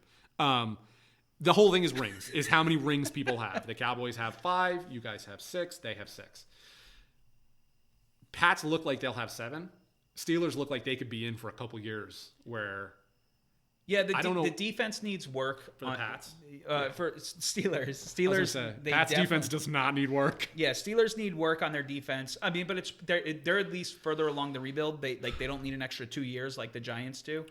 But offensively, I was very confused on James Conner's usage. Yep. And they were definitely implementing more Jalen Samuels than expected. But Ben, to one degree, was spreading the ball around amazingly, but there were no. So this is something that the Steelers had in the past, was they always had those deep yardage plays, explosion plays. Yeah. You know, where you would get insane rewards. It felt like they were not doing any explosion plays. Where it's you're so used to it with the Steelers over the previous decade that there would always be 2 to 3 crazy explosion plays, and it just felt like no. Yeah, so one of the things I was going to say is similar to that effect. I think one of the reasons they had those explosion plays is like you always had two, like I talked about this a bit with Shane, where you always had 2 receivers. You always had the guy, and then you had the young guy who was kind of pushing them out. And it always kind of happened that way. All the way back to Plaxico Burress, and then Emmanuel Sanders, and now Antonio Brown, and now Juju. The problem is I don't feel like there's anyone under Juju. So they're going to go cover Juju, man over the top on Juju, find somebody else. Yeah. And it can't be Switzer. And they just don't have the weapons. And like James Conner was good as a replacement for Le'Veon Bell, but without the passing game, he's not nearly as good. So they looked like they were bad on offense. They looked bad on offense, and they looked confused. And one of the things that always scares me about some of these old coaches like Tomlin, I mean, Tomlin's not old, but like old, like he's been there for so long, is when they went in at halftime, it cracked me up. They were getting their shit beat out of them. And they were like, are you going to make it? And he was like, I don't think we need to make a whole lot of adjustments. We just need to do what we're doing better. And I was like, no, you need to make a lot of adjustments. Like, it's crazy. And it could, that could just be a coach not wanting to give away his hand at halftime, but it would seem weird to say that. Like, it seemed really weird to say that. It just seemed an all-out slaughter. Yeah, and the Pats' offense is good, but the one thing I'll say is that the Giants' defense is really bad, but they're trying to give themselves the means to win. The Steelers scare me because their defense was bad, and it's like they think they're good enough to do what they're doing, and they're not. It's weird. They have they have like 75 to 80% of the pieces on defense, and they are exquisite pieces. Yes, but like they consistently are trying to cover man, and they can't. And they didn't go away from it. They're just like, we're going to keep trying. And it's like, cool, but you're just getting shredded underneath. They ran the same defense against the Patriots that the Rams did in the Super Bowl, and they just kept doing it. And it didn't work out for either of them. Like, it is also crazy that Brady looks better than he's ever looked. He was able to throw deep balls that were always the issue in the past, where you're like, yeah, he's degrading. You guys can't see me, but I'm rubbing my head because it's really annoying, because Jim texted me during the game. He's like, it's going to be a rough year for Pats haters. And I'm like, yes, it is. He looked really good. My one thing with Brady is that how old he is he looks good early, and then does he fade down the like, not fade bad, but like he's just going to get tired. He's so old. Like, I love it. I picked up Stidham because I just, at some point, I'm like, at some point he has to be done, I guess. But this is the last year for the Pats. It's going to be all downhill from here. And I can't even knock it. He looked so sharp. It was bothering me. And you're right. Like, the one thing is, I was just like, the whole like first half, I'm like, oh, he's just throwing underneath. They're doing the same thing they did in the Super Bowl. He doesn't have to make any throws. And then he threw the 2 down the seam, and I'm like, crap. Like, those were real good throws. Yeah, no, it's I mean, and it's just the annoyance of like, Josh Gordon should be suspended or dealing with stuff, and he looked awesome, and he's so big. He's good. The new Gronk. Like Antonio Brown, that whole thing. We'll talk about that. I don't think we're actually going to get to use him. Maybe for one. He'll probably get commissioning exam. But like, that was, in my opinion, like that. This is the thing, is like, if you can get, I doubt anybody can get him at this point, but everyone was like, oh, Gronk, where are they going to get the Gronk? Josh Gordon's the Gronk replacement. That's the replacement. Julian Edelman's still doing the same thing, but you look at Josh Gordon, and he's 6'4", 240 pounds. He's huge. Yeah, he's lining up at receiver, but they're going to do the same things with him, where that's who you're going to have to cover. So I don't know. Philip Dorsett, he had a very beautiful game. It's good to trade away Jacoby Brissett to the aged Andrew Luck team, and get somebody who just fills in and gets results. And then, I mean, the Pats defense, like we talked about a little bit, they did not even have their top tackler. Van Noy's wife was in labor, so he was not even there. And so I'll give you a funny secret. I enjoy cheering for the Pats, but I don't really like talking about them. Good. I don't like talking about them either. It's infuriating. Like, they're so good. They've been good for 20 years, and it's just bothersome. And like, me and Jim got in an argument, not an argument, but just the concept that division refuses to push them. Yes, it is a soft division. It's the softest division for if you're looking from the Pats' perspective. But if you're one of the other teams in the division, you're going, we have to face the Patriots twice a year. So like that's a concern about. Yeah, I mean, it's probably second softest maybe from their perspective. Okay. Oh yeah, no, it's the softest. We're gonna get off this game because it was a disaster. The next game, the 2 Monday night games. First one, Saints Texans. That was a great game to watch. Texans. That was the game all week that everybody wanted to see. It looked like it right away. I was like, oh man, like the Texans are legit, and the Saints are maybe having some issues that we thought were going to bubble to the surface eventually. And then by the end of the game, I was like, nope. The Texans have the same issues they had, and the Saints are as good as they were. I love that everybody who in fantasy world is watching the game start, and they're like, wait, what the fuck? Why is Carlos Hyde in at running back to start this game? What the hell is going on? And then, a couple plays later, you see Duke in, so they're very relieved. I mean, the Texans, what you saw in previous is what you got. You're going to have Deshaun Watson. You're going to have DeAndre Hopkins, Will Fuller. Their running backs are rough. From my perspective, they should have never cut, Deontay Freeman, and now he's, not on a team either. Well, Deontay Foreman. Sorry, what did I say? Freeman? Yeah. Oh, all right. See, Treb, you're here in spirits. The Saints, you're going to get out of the Saints really good. The only one that seemed to underperform was Jared Cook, right? Yeah. Michael Thomas had a good game. Kamara had a good game. Latavius Murray was the Mark Ingram now. It seemed pretty straightforward. Ted Ginn. Great game. Jared Cook was the only one, which I don't feel like is surprising. I took him in one redraft league, and the second I took him, I was like, I don't think I like that pick. It could be big. It could not. Like early on in the game, it looked like he was getting some of the targets, and it just didn't work. But he's getting separation and open. Yeah, I mean you can't overstate. I mean the other old man, Drew Brees is so good at football. He's so good. You're always going to be in a game if it's close with him there. It's the same with Brady. It's like you just have this level of experience where it's surprising when you see him play. The Saints are so fortunate that they have the second most important player on the team is Drew Brees. Yeah. And when your most important player is Will Lutz, it pays off. It pays off. I thought there was going to be a Michael Thomas jab, who looked good, but not like Thomas is good. And their defense is sick. The thing is last year their defense was down. Their defense is really good. And it's looked really, really up. So. I love how before you see the build up before the game, and they have some former ref from last year, and he's like, "We're gonna get the calls right. We're take pride in all of our stuff." And then there was one call in the game where you're like, "Why are they taking away all that time? That doesn't make any sense. This is completely wrong." The refs are still I appreciate their way they're handling the challenge. How do you let something like that happen? That is so obvious. So, I appreciate the way they're handling the pass interference. They're basically unless it's egregious like that game, it's not going to get overturned either way. They're still really not good at their jobs. It's so ridiculous. The other calls they're making, I'm just like, man, these are bad. One of the things is that if I was Khalil Mack in the in the first game, the Packers Bears games, he was getting held and they say you can call holding on every play, right? That's the trope. Khalil Mack was legitimately getting tackled on every play, and he was still being effective. And I was just like, I don't know how.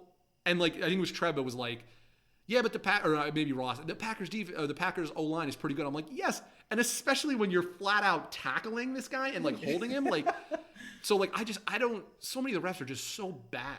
I still just don't get. It's just baffling. And I get it. They're it's a fast game, and I'm like, yeah, but basketball's a fast game too, and baseball, when you have to make a call, is a fast game. Football's just, I don't get it. They're not full-time employees. They're not good at what they do. The whole send it to New York thing that was supposed to save time seems like it takes more time. We played football before, but there are some plays that they're it's too fast, where you're no, there's enough time to see that as a and ref. You'll hear that so a that's lot. That's a BS answer half the time. Yeah, and I totally agree with you. I'll hear that a lot where they're it's bang bang, it's a fast game. Those refs have to make it. They're paid to make those calls, and they're trained to see it. I'm not kidding when I tell you a lot of college refs are better than these. I don't get NFL referees. I don't think they're good at their jobs. I think they are serviceable. I mean, I think it goes down. Look at the NFC Championship. That was That was one of the worst missed calls in any sport ever. They're so, and it's just weird to me. I just think it's reflective of accountability from leadership. So you have, just to give an example, the Browns. You have the head coach. What's his name? Freddie Kitchens. You see how terribly disciplined the Browns were. So that's reflective of the leadership. They had more penalties than they've had since 1950. And then you have Roger Goodell, who represents the shield of the NFL, and they don't have standards anymore. So it's being reflective on your referees. Well, it's one of those things too where I don't know what the whole process is, so I'm not gonna. This is just my opinion. But one of the things I do know is that NFL referees are not full-time employees. Every other major sport has full-time employees. They're trained all year long. This is a big world issue. No, seriously, like there's so many businesses crazy. that contract out work, and so it's like no, you need to respect. Who was the most popular NFL that everyone knows? Remember Ed Hockley, the big jack Ed Hockley. He was a lawyer. He had a law firm. Like that was his job. He did refereeing on the side. Like that shouldn't be your main referee. Like that, like your main should be a guy that is living and breathing and training all year long. You make enough money to be paying these guys enough, and like yeah, he's making more money as an attorney, but then don't use that guy like train guys from young age, get the best referees in the college game and train them up even more. And when the NFL season's not going on, they're in a classroom watching film, getting even better. Like I think that's their job. It's an amazing idea. We should probably have like, rather than kids wanting to play football, just wanting to be referees. Yeah, I mean it's much better. Not as many concussions, safer. Less competition for jobs. I mean, you could do $100,000 a year. That's a good starting wage. And if you're good, you just can make more money. I think that's a good idea. It's a good idea. Should we look into how to become NFL referees? I always, everybody does this. They look and they see what shape the NFL referees in. You're like, I think I can outrun that one. Well, I'm pretty sure. Is that the thing too? Is like every one of them prioritizes themselves more than the call. Like every time there's a play that's going to bump into them, they get out of the way so fast, and then they're completely out of position. I'm like, stick it in there and maybe take a hit, but like you make the right call. Like you call a touchdown, but you're 6 yards down at the 6-yard line because you didn't want to get hit by the guy running for the pylon. I would definitely be that one ref like hanging in the center and be like, all right, he's coming. I know it. I'm just going to give him a little shove. All right, back on topic. The last game.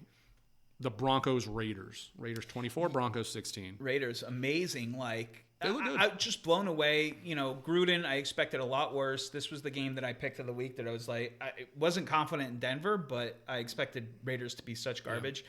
That's amazing that they pulled it together through the Antonio Brown crap. Yes.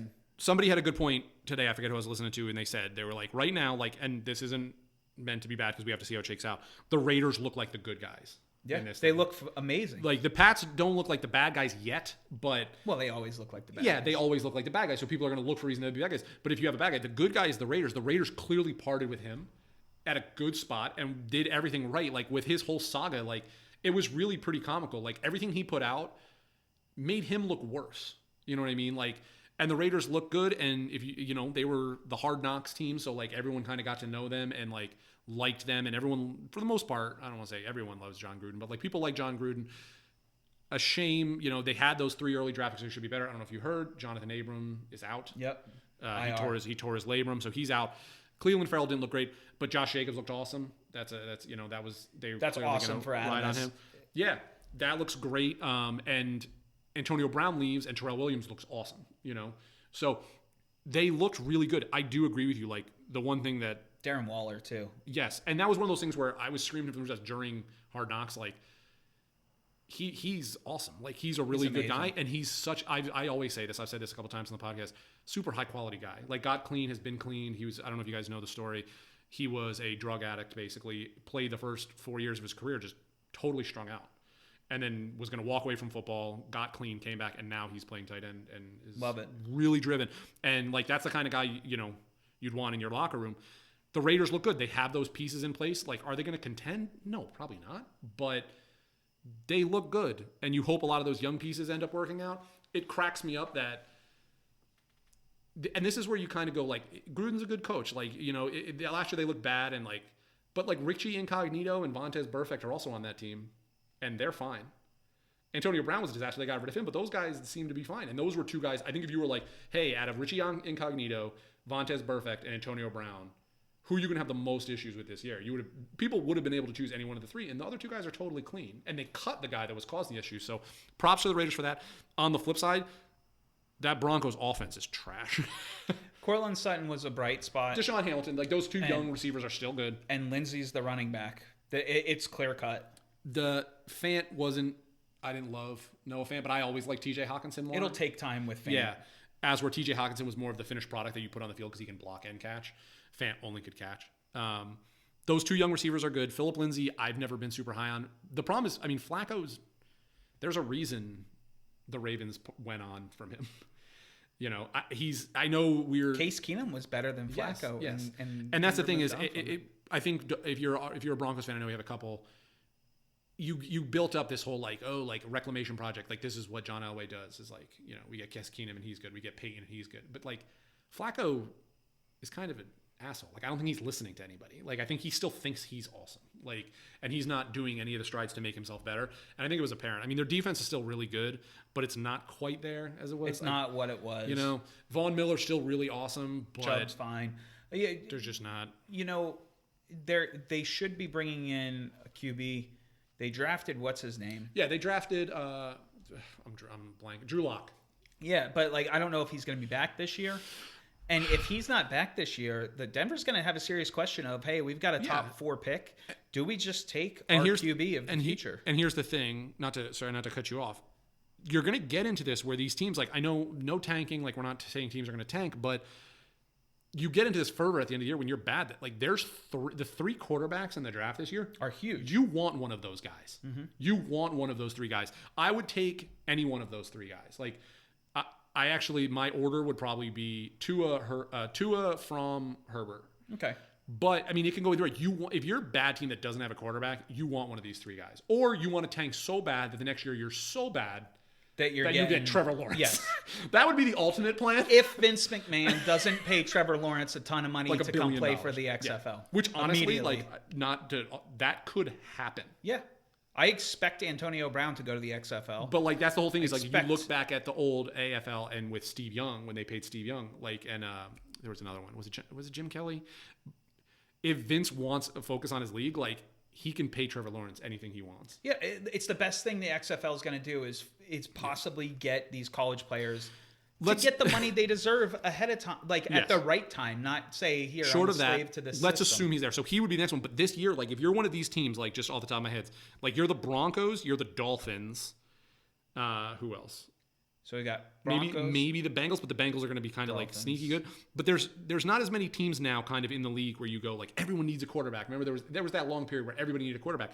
I broke this down. Tampa Bay will probably get their QB next year, and they'll be bad. So, but if you're one of those teams that's supposed to be there, like I said, I don't want to say go tank, but if you're the Broncos, like I want one of those 3 kids. Like I definitely want one of those 3 kids.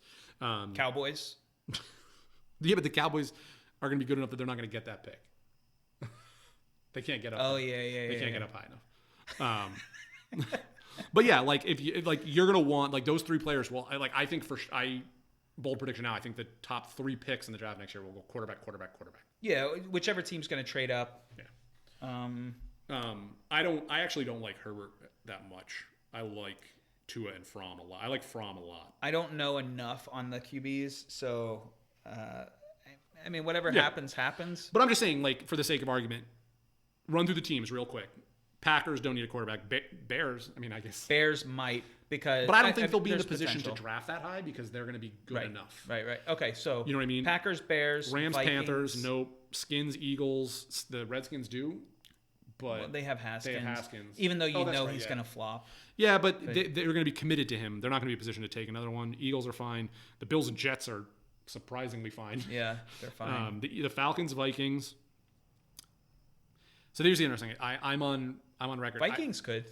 I actually think the Falcons could. I don't think the Falcons will be bad enough, but I think Matt Ryan is near done, and I think it could be one of the new.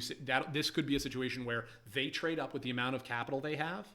They trade up, get one of those kids, put him under Matt Ryan, and he's the next kind of guy getting forced out, a la Eli Manning, a la Brett Favre and Aaron Rodgers. It's possible. I disagree with it, but I can see it happening. His contract is massive. So Ravens, Dolphins, the Dolphins. Carolina Panthers could. Panthers are interesting. They could trade up, get their QB. It is move interesting. on from Cam. It is, yeah. Titans, Browns are fine. Titans could. I think with their game plan and Vrabel, I think they'll stick with Mariota. If he stays healthy. If he doesn't stay healthy. Because Mariota was more of that runner QB, and he's already had a limb injury. Like that speed starts going away. I don't necessarily believe in Mariota, but. Chiefs don't. Jags clearly do now. Chargers don't. Colts don't from that contract. Right. I would say no. Bengals. So the other side with the Bengals is they drafted Ryan Finley. Yes. And like he was the highest intelligence. What is this? The test they take? The Wonderlic. Yeah, he had the a significantly high Wonderlic score, and I kind of So we'll think hold they off on would them. test. I don't Seahawks think they're no, getting anything. Niners no, Bucks yes, Giants no, Cowboys no. Giants could. Giants, like, let's not rule this out. Okay, but just for the sake of argument, what we're saying is we're talking about the teams that'll need to take one of those 3 guys next year. The Giants will not have moved on from him by next year. He'll at least get a full year So shot. there's a chance the Giants are 0-4, 0-5 this season. They just go Daniel Jones for the rest of the season. He looks like complete garbage They'll for be the whole fine. season, and then they go, you know what? That would be surprising to me. Like I don't think it will happen, but I'm just trying to play out potential. Lions, Cardinals, neither. Steelers, Pats, neither. Texans, Saints, neither. Broncos, Raiders, the Broncos. Yeah. So there's not that many teams. There's enough. Raiders could too. Derek Carr was sharp. Well, I mean, like, let's see how the season plays out. I could also see but when I they're could moving. see Yeah, Gruden wanting if his Carr guy. shits the bed again this year. You know, not off of week 1, but Or even just the concept that Gruden clearly wants his guys in place. If Carr performs well, that's another valuable piece to get a ton of draft picks. oh yeah. Like if you have Derek Carr and he performs really well this year, and you go to a team like the Broncos, who you just played, and go, we'll give you Derek Carr, but we want 2 firsts. The Broncos are going to do it, and you're going to get 2 more firsts. So disgusting. It's a quarterback. Ugh. You know what I mean? You'll get 2 firsts and later picks. So I could see the Raiders doing that, and go, when we move to Vegas, we're just going to be this completely fresh team. Nothing from LA is remaining. So, but it's interesting. I mean, you'll want to get up there. The most apparent teams to me that'll need quarterbacks in the next draft are the Broncos, the Dolphins, and the Bucks. Those seem pretty egregious. I mean, those guys are all. I mean, Jameis Winston, the Dolphins, Ryan Fitzpatrick is. You see that stat where he's thrown touchdowns for 8 different NFL teams? That's like incredible. That's pretty awesome. But it's like at one point you want to be like, you're not that good. Like if you've done that and you just keep moving around. Yeah. No, Miami. I mean, I think Miami's gonna have an interesting situation where they'll stop on Fitzpatrick after like 4 or 5 games, and then they're gonna test out Rosen, and they'll realize. I feel for Rosen. I really do. Because he's one of those guys that just ended up in a bad situation. Yep. Bad stuff happened, and then he's going to get released from Miami or traded somewhere because they're going to pick up their QB. Yeah. And then they're going to get stuck in a position of Rosen's on the Broncos or the Cowboys. Yeah, I mean, no one knows how good Josh Rosen is. The only thing is, you got to hope the kid has a good head on his shoulders, and that's the thing is Rosen's history. He didn't. He was kind of a jerk. But he's going to have to bear down for probably 2 or 3 years and try to figure out. Bear down? You're saying he's going to the Bears? Maybe. I mean, Mitch Trubisky looked that bad. He's so bad. Mitch, please. But it's one of those things where I don't think they'll move on from Mitch. I don't think. I think it's one of those things where I think after now that we've covered all the games, I think one of the things is like it's week 1. We're being super reactionary. Love it. This is the best part about football. You know, every one of these teams. I mean, not everyone, but like anyone could be good. Anyone can make the playoffs. I mean, and all the stud teams can just be garbage next week. What do you think? What was in terms of teams and fantasy players? What was your biggest surprise? Good, surprise, bad. So non-IDP, I would say the biggest surprise offensively would be Lamar Jackson confirmation throwing. Okay. You think that's going to continue down the road? I don't know if it will, but.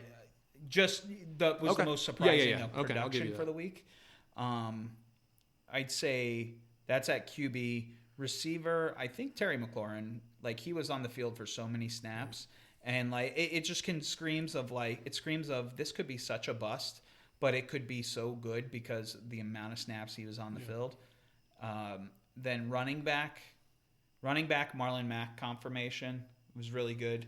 Because just the whole expectations from the Colts after the Andrew Luck retirement. I mean, Ross isn't here, but I would have one of the things I was saying earlier to you is that it's nice to see that they're built properly and you can still have faith in a lot of those players. Like that Mack and Hilton are still great fantasy providers is just a good feeling for the people who thought that maybe that wasn't they were just going to fall off a cliff because Luck wasn't there. And then tight end was Hawkinson, man. Like just total safety valve. It's Gronk like. Yeah, and that's the whole thing is. I'm not a huge Patricia fan, but you definitely see the similarities that he's doing. Like you see the similarities between what he knows and what he's building. So yeah. What about you? A lot of my positives, like I can't speak highly enough about the Titans.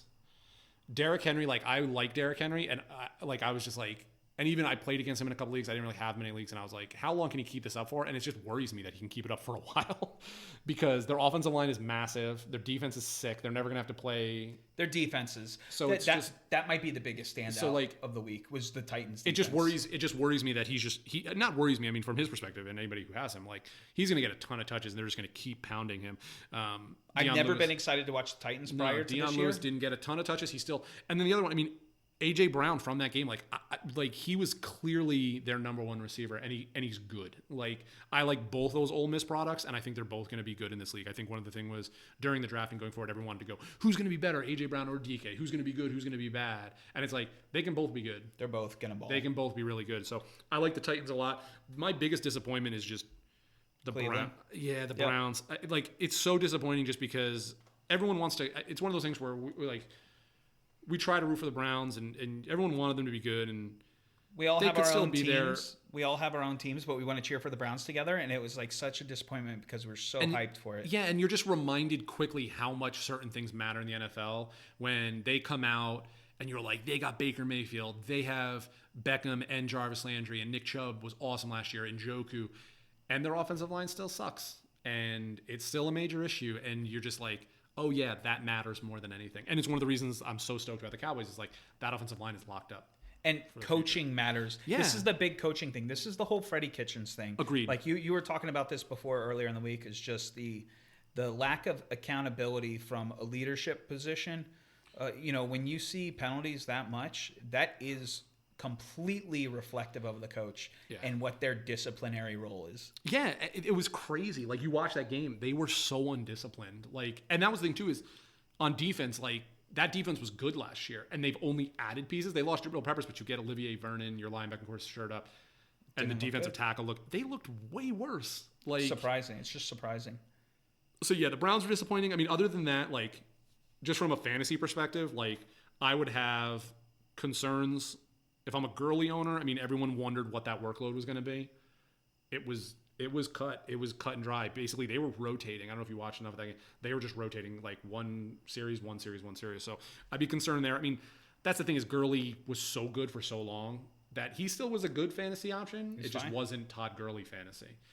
And I said it last year, and I'll say it again this year. I think Matt Ryan is on his way out, and a lot of people he was getting taken like the second or third. I'm trying to buy Gurley in redraft right now, and Matt Ryan, like when they address the offensive line concerns in this past draft, and we don't see the effects of it, you go, what's going on? Yeah.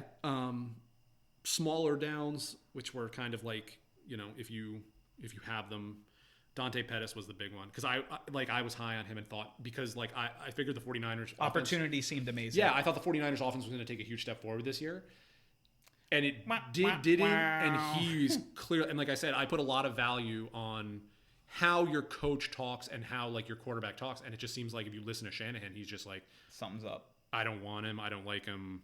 We're going to probably move on from him. That was the subtext. I can also see it just him being like, no, I'm good, but like you said I was going to be the dude, and now you're doing all this other stuff that shows you're not confident in me. And like, it's like, even if you don't have confidence in me, give me the opportunity. If I'm supposed to be an athlete. Yeah. The other disappointment, which is fairly obvious, but it's kind of more in the weeds, is Melvin Gordon. I think that whole situation stinks for both sides. And unfortunately, with the way the CBA is now, I think it's on Melvin Gordon. Like I can't wait to see. I'm sorry to interrupt you. I can't wait to see how the collective bargaining agreement plays out now in regards to like what the players get for themselves more. Oh, you know what? The biggest disappointment from the week, and this is not a knock towards any fans of the team, but it's just the Steelers for the expectations of what they are year in and year out. And what they have been. Yeah, we're bad. And that, I mean, it was bad. That game was weird. It was weird to watch. I'm not saying this as a Pats fan. No. I'm just saying strictly like from I said, I don't like either one of those teams. They're kind of the other, like I said before. The game was hard to watch. The other side of this, they were getting the crap beaten out of them. Like that was the thing. Is somebody said this about the Pats with the whole Antonio Brown thing was like, do you just cut Antonio Brown at this point because you beat the Steelers by 30 points? Like you don't need Antonio Brown. My family is all Steelers fans, so I've grown up. I'm basically Steelers are like one of my other favorite teams, even though I don't really talk about it. But and I usually have a pretty good gauge from their responses, and it is not good. You know how I can put it? They seem out of touch with their own team, if that makes any sense. It seemed like they thought, we still have the offensive weapons even though we let go of Bell and Brown, and they didn't. And they're like, this is the defense we're going to run, and we have the tools in place, and they don't. So it just seems like they did all this preseason and have the good players, but those players aren't in the right system. And you see that more often than not in the NFL. If you're not in the right system, look at Alvin Kamara. Alvin Kamara, this is going to be a huge knock on Alvin Kamara. Alvin Kamara is like an okay back. He's in the greatest system he can possibly be in. I'm not saying he's not a good running back. Opportunity. But it's the best opportunity. Like Sean Payton at the Combine fell in love with Alvin Kamara. Could it end up working out better for him? So when you talk about system, it matters a lot. I'm not going to get into Brady because I know you want me to. But it's the coaching. It's exactly, the great coaching. Exactly. And I think the problem with the Steelers is you have a lot of guys, like you said, the talent is there. I don't feel like they're in the right system right now. We're going to find out how good of a coach Tomlin is this year. It's a very good point. And Steelers are either going to hang their hat on him. Wait, did they negotiate his contract already? No, I don't think so. Because they're going to find out. You're going to find out this year whether he's the guy for the long term. Yeah, it'll be very interesting. A lot of fun stuff to look forward to in the upcoming weeks. Congratulations to Trev, high score of the week. Everybody else, I do want to say thank you to everybody because this is the easiest running league in regards to everybody made payment before the season before the first games were even played. And it's usually a nightmare in a lot of other leagues that I run. So just thank you guys. Appreciate it. Thank you for making it so awesome. Everybody, just as a group, I'm excited for everybody this year and what we're going to have with it. If anybody wants to hop on and do the podcast with us, it looks like we're going to try and do it weekly this year, just during the season, not all year round. Yeah, we'd love to have guests come in, anybody who has an opinion. Yeah. Just the more the merrier. Unless you're a Pats fan, we have enough of those. Actually, we don't. But you will all convert eventually. The next time we talk to, hopefully Ross will be here. We are going to bring Andrew Luck up again. Yeah. Oh, yeah. He will have to acknowledge Ross went through a little bit of a rough time with Andrew Luck deciding to abandon all Indianapolis fans. You think you're going to have him for 15 years. And you're like, I'm guaranteed a Super Bowl. Look at that. Maybe. Future, everyone think about this. This was my big conversation for the week with other people. Everyone take this. Go out amongst your own friends, have this conversation. Is Andrew Luck a bust? That's the question. You got to think of it. We're not going to give any response here. I'm not going to give any response. The idea is that not just skill, what was expected, where he was drafted, what you got out of him long term, what you gave up for him. Discuss amongst yourselves. And I think there's also something else to take from this is also, when you have a player like Andrew Luck, who you believe we're sports fans, we cheer for teams, we have no control over it. That's part of the enjoyment, but it's part of the disconnect that happens at times is if we're cheering for something so hard and then one of our favorite players retires out of nowhere and we think we're going to get something for the next decade afterwards and then we're no longer going to get it, and that feeling, we might be a little too attached. Yeah, and it sucks. That's the greatness about sports is that it'll bring you up when it's good, but it's going to get you sad when it's bad, but perspective. Yeah, and I'm just trying to prep Dan for this year. When we don't have Dak, when Dak can't sign. Yeah. Dak doesn't sign, and he moves on. And Josh Rosen so is the Dallas Cowboys quarterback. You've mentioned it a million times. Where then does Dak Prescott go? Give me the team where he's going to go. You don't want to hear it. Can I try to guess it? Yeah. Is it the Redskins? Yeah. Yeah. It might be the Redskins. No, because they have their heir apparent. It won't be the Redskins. It'll be the Eagles when Wentz gets hurt again. No. He'll be a Cowboy. I think he'll come to terms with that. He'll have a slight fall off. Or NFL's like, guess what? XFL's starting to compete. Surprise expansion teams. Dak, you're going to London. London and Toronto, new teams. Let's do it. All right, good luck this week, everybody. Good luck, everybody.